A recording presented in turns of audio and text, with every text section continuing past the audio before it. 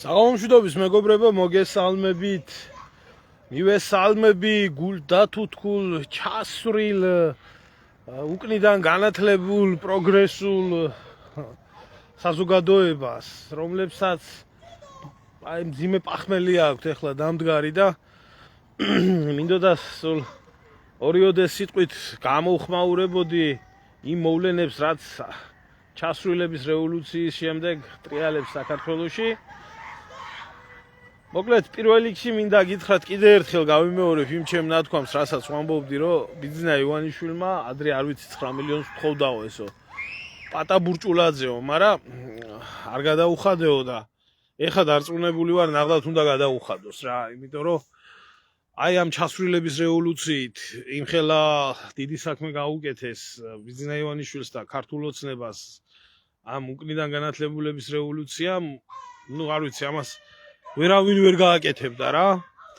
იმიტომ რომ მარტივი მიზეზის გამო იმდენად თვითონ ტექნოლოგიების დონეზე, შესრულების დონეზე, საზღვარგარეთიდან მხარდაჭერის დონეზე და რამეზე ყველაფერი ორგანიზების მხრივ კარგად იყო.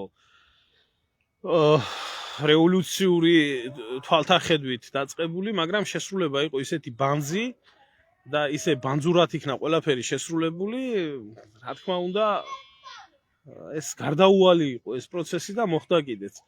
მე ახლა გულისხმობ იმას, რომ აი უკვე მეორე დღე არის, ატეხილია ერთი ამბავი, ერთმანეთს ადანაშაულებენ ეს დიდი პატრიოტი ხალხი, რომლებმაც ქვეყანა უნდა გადაარჩინონ და ესა რა ქვია, რო კითხო ერის ბედი, აი პირსისხლიან რუსეთს უნდა გამოგლიჯონ პირიდან და ევროპის გზაზე უნდა გაიყვანონ და უნდა ატარონ ქვეყანა, რა ვიცი, გაამთლიანონ, რუსეთი დაამარცხონ.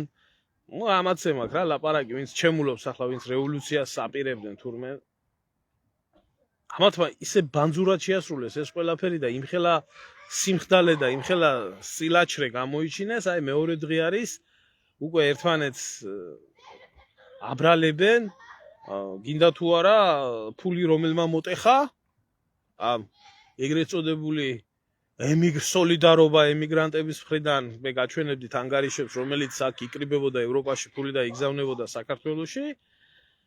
და მეორე საკითხი არის ის, რომ სად იყო ეს ხალხი, როდესაც აი ამ ლიდერებს იჭერდნენ რა, ამ რევოლუციონერ ლიდერებს, ჩე გევარებს როდესაც იჭერდნენ, მაშინ სად იყო გუბოზიჩით დაწყებული და რა ვიცი, დანარჩენებით დამთავრებული. მოკლედ, და როგორი რევოლუციონერიც არის და როგორი ჩე გევარაც არის გუბოზიჩი, ზოდელავა და პატაბურჭულაძე, აი ისე წავიდა ამ რევოლუციის საქმე, ზუსტად ერთ-ერთი როგორი კადრებიც იყო შერჩეული, ამიტომ არც არაფერი არ გამოვიდა და ეს შემხდა ეს პატარა გუბოზა, რომელიც ერს მოუწოდებს და ჭკუას ასწავლის თურმე ქართველმა ერმა როგორ უნდა მოიქცეს და ეს მთელი დღეა ახსნა განმარტებას იძლეოდა, რომ მან არ იცოდა, როდესაც მის თანამებრძოლებს აკავებდნენ და ესე იგი ასე ბიჭო ერთ-ერთში შვილი მამას გავდეს და ასე ერთ-ერთში კვიცი გვარზე ხტოდეს. მე ალბათ ანალოგია არ შემხვედრია რა. აი ნახდათ არ შემხვედრია, როგორც ეს ბოზიშვილები ჯერ ამათი ბაბუა, მერე ამის მამა და ახლა თვითონ გავენ ერთმანეთს რა. ესე იგი იმ სააკაშვილის პერიოდშიც, როდესაც ვითომ და აი ამის ნაბოძვარი მამა გამოდიოდა და იძახოდა, რომ ჯალალედინია შემოსული ქვეყანაში ხალხო, ჯალალედინია ვიღუპებით, ნუ იცინით. როდესაც მიდგებოდა საქმე-საქმეზე და დაიწყებოდა დარბევა აქციის, ამ ხელას პილოსავით კაცი, ნემსივით სად დაიკარგებოდა, კაციშვილმა არ იცოდა. არც ერთი დარბევის დროს თმის ღერი არ ჩამოარდნია მამამისს. და ახლა ამას თავისთავად არ გაუჭირდებოდა ეგ ყველაფერი და აი ასე გემრიელად აგრძელებს საკუთარი მამის და ბაბუის მოღვაწეობას, საჭირო მომენტში იმ ხალხსაც კი, ვისაც თავისიანებს ეძახის და ვისთან ერთადაც მებრძოლები არის, ამა რა უნდა გააკეთოს? ამა რა უნდა გააკეთოს ამ შვინტიანმა ლაწირაკმა, რომელსაც ნაბოზრობის და ჩათლახობის და დედამოტყუნობის მეტი არაფერი არ უსვა, ამა რა რევოლუცია უნდა მოაწყოს ქვეყანაში? მთელი ცხოვრება ცივინიავი არ მიკარებია. ამიტომ ამნაირი სირები რო დააპირებენ ქვეყნის რა დააშავა ამ საცოდავმა საქართველომ, რომ ამათი გადასარჩენი გახდა თავისთავად ესენი რო დააპირებენ რევოლუციის მოწყობას ქვეყანაში, რაც არ უნდა სუსტი ხელისუფლება იყოს, აუცილებლად ის სუსტი ხელისუფლება ყოველთვის ამათ მოერევა. გაიხარე ჩემო ძმაო, ეხლა ზუსტად მაგას ვამბობ, რომ ხოსორი ვიყავი და ხომართალი ვიყავი, რომ დაჯექი სახში და უყურე ამ ყველაფერს. აი იმ ჯენზებსაც მოგიწოდებთ რა, აი იმ ახალგაზრდებს, რომლებიც აი ამ სასტავს ყავდით გაყვანილი მიტინგებზე და ევროპულ მომავალს და ევროპულ განათლებას და რა ვიცი რა ევროპულ ხელფასებს და რას არ პირდებოდნენ შიგ ევროპაში. და რამდენი გადაგაგდეს, რამდენი მოგატყუეს, რამდენი ესე იგი გაგწირეს და თვითონ არიან ძალიან გემრიელად და კარგად. ამიტომ არ უნდა გასულიყავით არავინ. არც ერთ მხარეს, არც მეორე მხარეს. მეორე მხარესაც, როდესაც დაიძაბებოდა სიტუაცია, უბრალო ხალხი კი არ უნდა გასულიყავით. აი ამათი ჯიში და ჯილაგი, ვინც არიან. ეხლა ქოცები ძალიან გაბლატავებულები არიან, ამაზე ცალკე მინდა ვილაპარაკო. აი ამაზე ცალკე მინდა ვილაპარაკო, ქოცებს ეხლა ცაკუდათ არ მიაჩნიათ დედამიწა ქალამნად, იმიტომ რომ კიდე ერთხელ გეუბნებით რა, საშვილიშვილო საქმე გაუკეთეს ამათ. 80 თუ 91% დაიწერეს, ყველაფერი, ყველა რაიონში, ყველა რეგიონში მოიგეს. ნუ რა ვიცი. და სამწუხაროდ, როგორც სააკაშვილის დროს იყო, ოპოზიცია არ აყავს საქართველოს და რა თქმა უნდა, ოპოზიცია როდესაც არ აყავს საქართველოს, ღმერთთან დალოცე ბატონი ბიძინა იქნება და იქნება. ეხლა მე მოგმართავთ აი ნანუკას და ამის გვერდებზე რო დაძვრებოდით ბევრი და ბევრი გამოუცდელი იყავით და გეგონათ რომ რაღაცა სასიკეთოსკენ შეიცვლებოდა ყველაფერი. აი ხო ნახეთ როგორი გამწირავები არიან ესენი. ამათ გვერდით დგომა რო არ შეიძლება საერთოდ აი ამათი ჯიშის და ჯილაგის აი ამ დამპალი პოლიტიკური ერთი დიდი პოლიტიკური ფალოსით გაკეთებულების გვერდში დგომა რო არ ღირს. აი ამ ბინძური აყროლებული ხალხის გვერდში დგომა. აი ეხლა რაღაცეების რა ვიცი თუ ნახე აი ეს ქალბატონი დედრი რა ეს რევოლუციონერი უკნიდან განათლებული რომელიც კპირდებოდათ რომ ეთყობა ხალხის სექსით იყო დაკავებული რა 2-3 დღით ადრე და ძალა და ენერგია არ ეყოთ რომ იქ დაეხარჯათ. აი ეს სანდერი თუ სანდრესი თუ ვინ ამას მოუღუნია და ამას მოუტეხია მთელი ფულები და ეხლა დაუკრია ფეხი და გამოგცეულა საქართველოსთან და წასულია და აი სვამსა კაი შამს და ერთი მეორის მიყოლებით არიან გაბოზებულები ახლა საქართველოში ჩივიან რომელმა მოტეხა ფული იქეთ ნანუკე ცალკე წივის კივის იქით ელისტრახო ცალკე წივის კივის ცალკე შიგნით დიდი არეულობა აქვს და ვერი აი ამ დოყლაპიებზე ამ დებილებზე აქ რო არიან ევროპაში საერთოდ ამაზე ლაპარაკიც კი არ მიიღებს ხალხო ეს ბიომასა აი რომლებიც სადაც გაძღენ სამშობლოც რო იქ გონიათ რეალურად და ამათ რო ფულებს უგზავნიდნენ და ამათ გვერდში რო იდგნენ და აქ რო საელჩოებიდან მიტინგებს გეგმავდნენ და ხო იცით ახლა რა ეს უკნიდან განათლებულების ესა რა ქვია სასტავი ამათ საერთოდ ლაპარაკი არ აქვს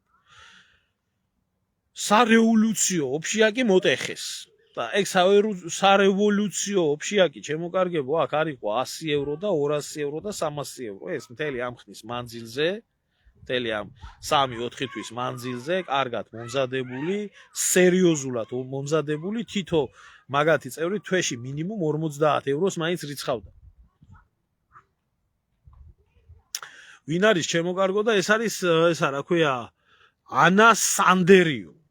ანა სანდერი რომელიც აქ გერმანიაში არის უკნიდან განათლებული და საქართველოში უნდა და ეს უკნიდან განათლების შემოტანა და ოფშიაკის ფულს აგროვებდა ანონსებდა რომ გვერდში ყავდათ მიშას ჯარისკაცები რომლებიც დემოკრატიასთან სიკეთეს ემსახურებოდნენ და ისინი დაუდგებოდნენ გვერდში და დაამხობდნენ საქართველოს ხელისუფლებას და ფულით მოდიოდნენ, ოფშიაკით მოდიოდნენ, შეიარაღებებით მოდიოდნენ და ჯარისკაცებით მოდიოდნენ, რომლებიც ამ ყველაფერს ხელს მოკიდებდნენ და მიხედავდნენ საქმეს.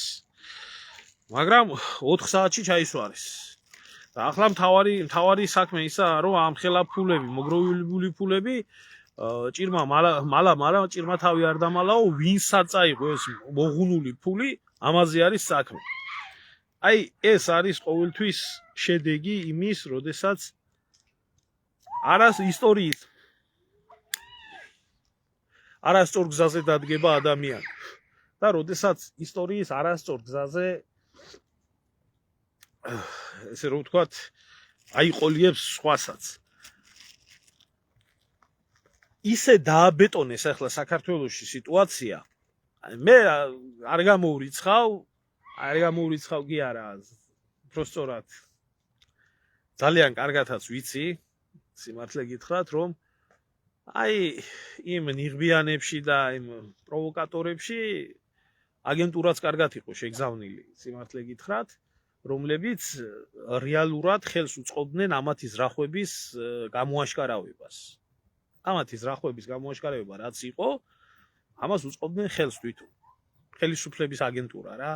იმიტომ რომ ხელის გულზე ქონდა უშიშროებას ყველაფერი, მათ ზეპირად იცოდნენ უკრაინიდან ის შემოტანილი იარაღიც, ისევე როგორც ჰექსოგენის შემოტანის შემთხვევაში ზეპირად იცოდნენ საიდან მოდიოდა, რა მოდიოდა, რისთვის მოდიოდა, ისე იცოდნენ ის იარაღი თუ არა. ახლა იარაღი ნემსი არაა, რომ საზღვარზე ისე შემოიტანოდა, ისე ჩამარხოდა, ისე ბოლო-ბოლო იმას ამწევი, გადამწევი 1000 რაღაცა ჭირდება და უკრაინიდან საერთოდ რაც მოდის საქართველოში, თუ მიშა მოდის იმგენში, რა ქვია, ჩასმული რძეში და არაჟნებში, თუ ჰექსოგენი მოდის, თუ ტროტილი მოდის, თუ სხვა უბედურება მოდის და აი არ უნდა ელოდებოდნენ. ამიტომ აცალეს სპეცსამსახურებმა შემოუშვეს, იმიტომ იყვნენ ქოცები ასე აუღელვებლად. აცალეს დაამარხიეს ყველაფერი და საჭიროების შემთხვევაში აამოქმედეს ეს ყველაფერი. ახლა საინტერესო არის სხვა რაღაცა, იცით? სულ სხვა რაღაცა არის. საინტერესო ესენი იმოქმედებენ ისე თუ არა, როგორც უნდა იმოქმედონ. აი, როგორც წესი და რიგი სახელმწიფომ როგორც უნდა იმოქმედოს. მოდიან ახალი თაობები თენგო მოდიან პოლიტიკაში, ვერ ხედავ ეგერ გირჩები გახდნენ უკვე ახალი თაობები. რამხელა პოპულარიზაციას პოულობენ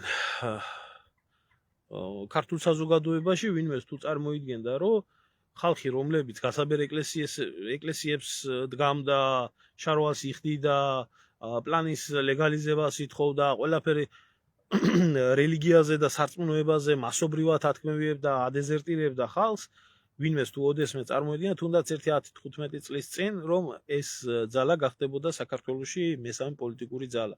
ვინმეს ეგონა, ვინმეს წარმოედგინა? ეს ჩვეულებრივად სისტემის მართული ძალა არის, თავიდანვე ბიძინა ივანიშვილმა და ბერამ და იმან რა ქვია, სხვათა შორის კუბლაშვილებმა, ერთი მკვდარია ზაღლი აქვს სულში, ნაცების ის რო იყო, ერთობლივად შექმნეს ეს დამპალი ძალა საქართველოში და გახადეს ქართული ჯანსაღი საზოგადოების ალტერნატივად ეს გირჩელები და მოდიან ეს ეგრეთ წოდებული ახალგაზრდა პოლიტიკოსები, ჯანსაღი ქართული პოლიტიკური არც უფროსი თაობის და არც ესა რა ქვია უმცროსი თაობის პოლიტიკაში მოსვლას მე პირადად არ ველოდები, იმიტომ რომ მინიმუმ ამ მიმართულებით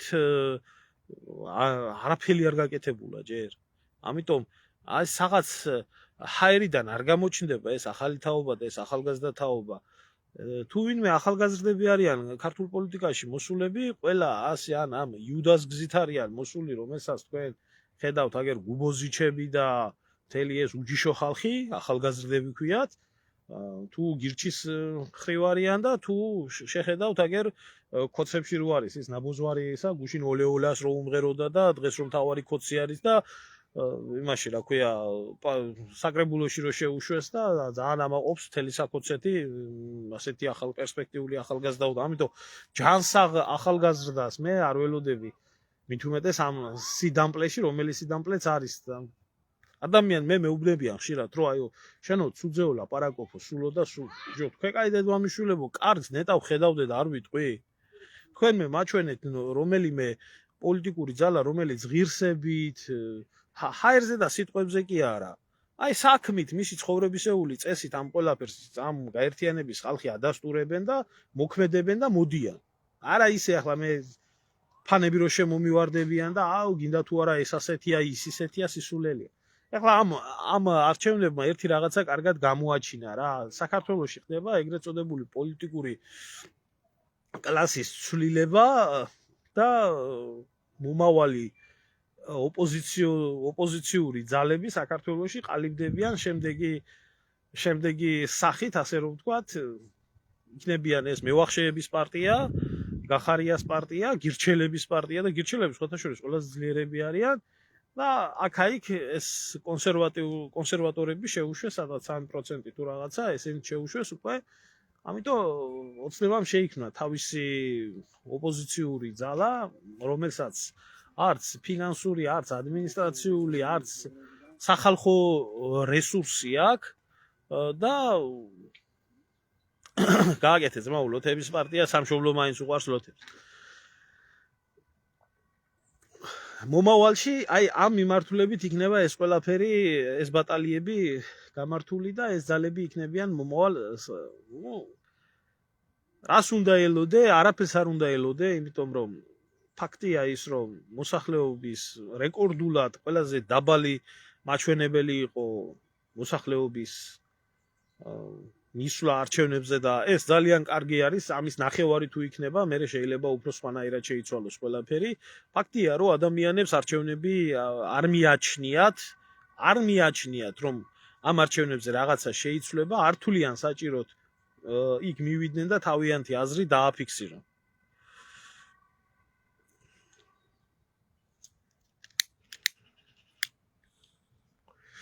არჩევნებზე წასვლა არის მოვალეობითი, რასაც მიერეკება ხალხი, ახლა რო არ მიერეკებოდნენ ფოცები და რო არ მიერეკებოდნენ ესენი სულ გაყიდული ადამიანები, ალბათ 10%-იც არ მევიდოდა არჩევნებზე. ეს სამოქალაქო დამოკიდებულება ეგეთი არის რა. ფაქტია რომ ეგეთი არის, იმიტომ რომ სულელი არავინ არაა და ყველა კარგად ხვდება, რომ ამ გაყალბებულ და ამ დამპალ სისტემაში, რომელსაც ჯერ შევარდნაძე ქმნიდა, მერე სააკაშვილი ქმნიდა და ახლა ივანიშვილმა დახვეწილი ფორმით მიიღო, აქ მათთან ბრძოლა და აქ მათი დამარცხება არის გამორიცხული საქართველოში. არავინ მაქამდე არ მიუშვებს მithunetes ნორმალურ და პატიოსან ძალას. ამიტომ საზოგადოება ნელ-ნელა ემიჯნება საბოლოოდ ამ პროცესს. თუკი მომდევნო არჩევნებში ამის ნახევარი მაინც მევა, ანუ სადღაც ახლა თუ ამბობენ რომ ავი ზოგი 33% იძახის, ზოგი 40% იძახის, ახლა თავის თავში რამდენსაც უნდა იმდეს დაიწერენ, მაგრამ სულელი ხო არავინ არა, ყველა კარგად ხვდება, ვინ მიდიოდა და ვინ მოდიოდა და აქტივობები არჩევნებზე როგორი იყო და დღეს როგორი იყო, ხო? აი გუშინ როგორი იყო. ნუ ეს იქნება კიდე ერთ-ერთი წინ გადადგმული ნაბიჯი, რომელიც წინ გადადგმული ნაბიჯიც აიძულებს ხელისუფლებას უკვე სხვანაირად მოიქცეს. შალვა მალე მეყოლება ჯიგარო ოღონდ YouTube-ის არხზე მექნება ტრანსლაცია გუშინ ვესაუბრე და ველოდები რაღაცასო და აუცილებლად გვექნება ეთერი. ხო, ანუ საქართველოში არაფლის ცვლილების იმედი ადამიანს არ უნდა კონდეს დაახლოებით ერთი მინიმუმ 5 წლის მანძილზე, თუმცა ამასაც არავინ არ გამორიცხავს, იმიტომ რომ ჩვენი ისეთი რეგიონი არის ძალიან სწრაფად ცვალებადი მოვლენებით იმაშვება და შეთვალეთ რომ ეს ბიზნეს ზოოპარკი ხელშეუხებელი გახდა იმ 33%-ის 80% ამათმა დაიწერეს და მუხტი აღარ დარჩა ქვეყანაში რომელიც სისტემა შეეწინააღმდეგება. ამიტომ რასაც უნდა იმას დაწერენ, იქნება ჭრა და კერვა. ეხლა დიდი ალბათობით არ ვიცი თუ არსებობს თეორიული შანსი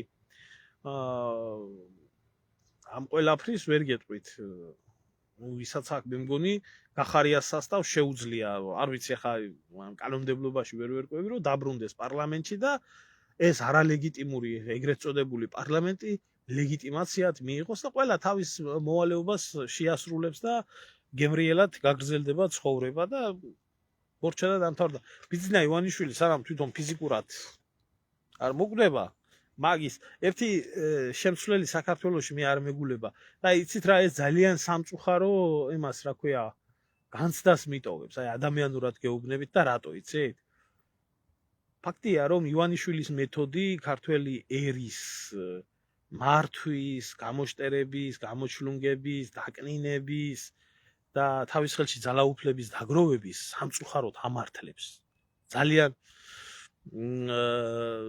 ძალიან ეფექტური მეთოდი ნახა ამ კაცმა.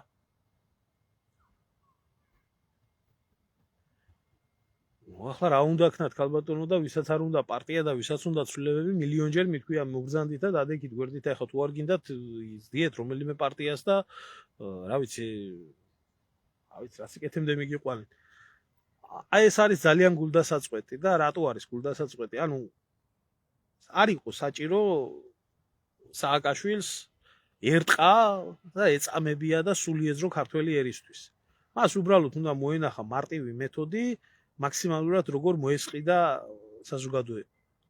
ნუ ამა თუ იმ ფორმით ამ დანაშაულ ამ ქვეყნის მართვის პროცესში, ამ ფორმით მართვის პროცესში, რომელიც არის აბსოლუტურად დანაშაულებრივი სინდიკატი,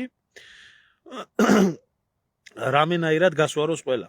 და ვიღაცას რაღაცა თავისი ვიგოდა კონდეს ზოგს სტენდერდებიდან კონდეს ზოგს სახელმწიფო სამსახურებიდან კონდეს ზოგს პარტიიდან კონდეს და ასე შემდეგ და მორჩა დამთავრდა აქ არაფერი საპროტესტო მუხტი არ იქნება ყველას რაღაცა პატარა მოაკირკნიე პატარა მოატეხიე პატარა მოაპარიე და ღირსება თავმოყარეობა სახელმწიფოებრივი აზროვნება და მსგავსი რაღაცეები საქართველოში რევოლუციას ვერ მოახდენენ არ მოახდენენ ხო ახლა რა შეეხება კონსერვატორებმა მოიპოვეს რაღაც ხმებიო და ეს კარგიაო მე არავის წინააღმდეგი არა ვარ კაცო მერთმა გაუმარჯოს ყველას ვინც სუფთა ხელებით იბრძვის და ესა მაგრამ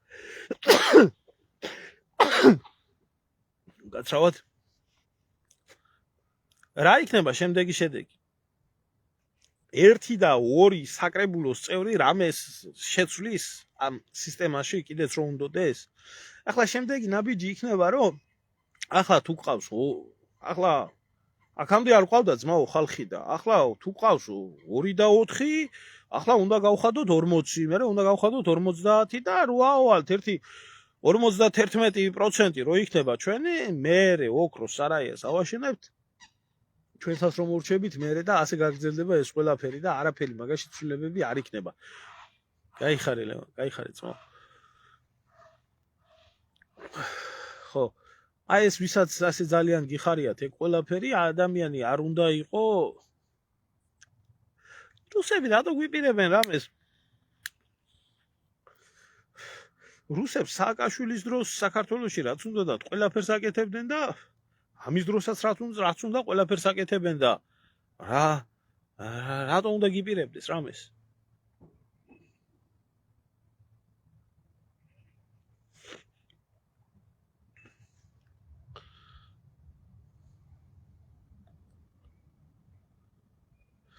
ხო, ნუ აი ეს კითხვა ერთო აზერსო ესაუბრეო ბოდიში სადღაც გამიხტა 400,000 თურქსო თუ არ ჩაასახლებთო ჯავახეთშიო მაშინო თურქული ჯარიო ძალით ჩაასახლებს ნუ ჩემო ძმაო მაგ საკითხთან დაკავშირებით საზოგადოებას პულსი არ ესინჯება არ აინტერესებს, არ ადარდებს, ეს მის პრობლემად ის არ თulis ამ ყველაფერს, აინტერესებს ხაინდრავას მეთოდოლოგია, აინტერესებს ყაველოღლის მეთოდოლოგია, ბიზნამ ყველაფერი კარგად იცის და თუ ჩამოსახლდება ის 400,000 თურქი, იქნება საჭირო. მორჩა, ხო ახლა რა გითხრა ჩემო ძმაო, აგერ იყო გარეჯის ამბავი და როგორ მოაგვარა ქართულმა ოცნებამ გარეჯის ამბავი, ყველა კარგად ხედავთ იმ ადამიანებს, ვისაც ხმას იღებდნენ ამ გარეჯთან დაკავშირებით ერთ-ერთი მეც ვარ ამ ყველაფერში მოგვიყედეს 8 წლიანი მუხლები, მუხტი ჩაქრა, ხალხი ხმას არ იღებს. ესე იგი შეიძლება საზოგადოება შეაგუო და გადასცერა და არაფერ შვაში არ იყო, ხო? ნუ ისე მოგვარდება ალბათ ეგ პრობლემაც რა, ნელ-ნელა. მაგრამ ხა მე ცოტა შორს გავარ მაგ აზრიდან, რომ აქ ცოტა სხვა ამბებია საერთოდ ამათმა მთელი საქართველოს გათურქება რო გადაწყვიტონ ერთადერთი ქვეყანა რომელიც მაგას არ დაუშვებს ეს არის რუსეთი იმიტომ რომ რუსეთს საქართველოში ყველაზე მეტად აღიზიანებს თურქული გავლენები. და ისტორიულად 30 ომია გადატანილი თურქეთისგან, რომ გაეწმინდა კავკასია, ყირიმი და ბალკანეთი. იგივე სიტუაცია იდგა თავის დროზე აფხაზეთში, როდესაც აფხაზები ჩამოვიდნენ მუჰაჯირები და 300,000-მდე აფხაზი ცხოვრობს, შეძლებული ფულიანი ხალხი ეს 94-95 წელი იყო და თქვეს, რომ ჩვენ აფხაზეთში ჩამოვალთ, ფულს ჩავდებთ, მეჩეთებს ავაშენებთ და თურქული დიასპორა მიიღებს აფხაზეთის ცხოვრებაში მონაწილეობას და ძალიან ბევრი დაბრუნდება აფხაზეთში და ასე შემდეგ.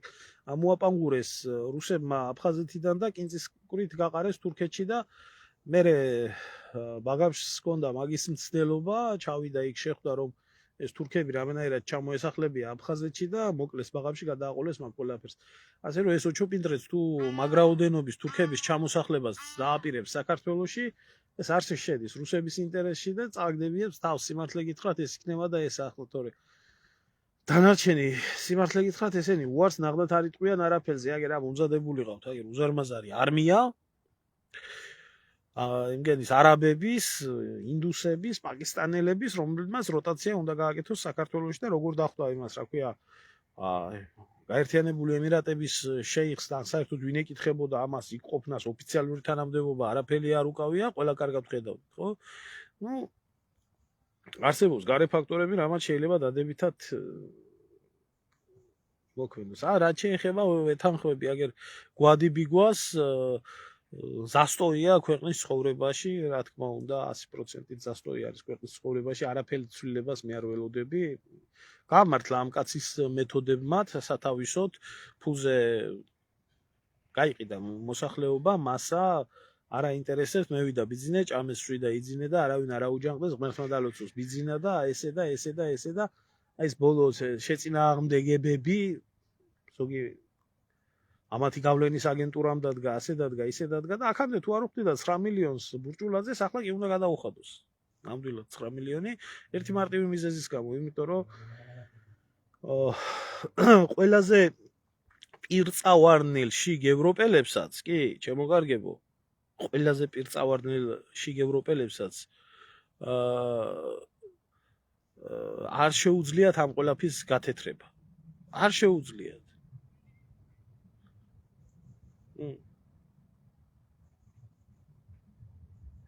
ამაშია საქმე.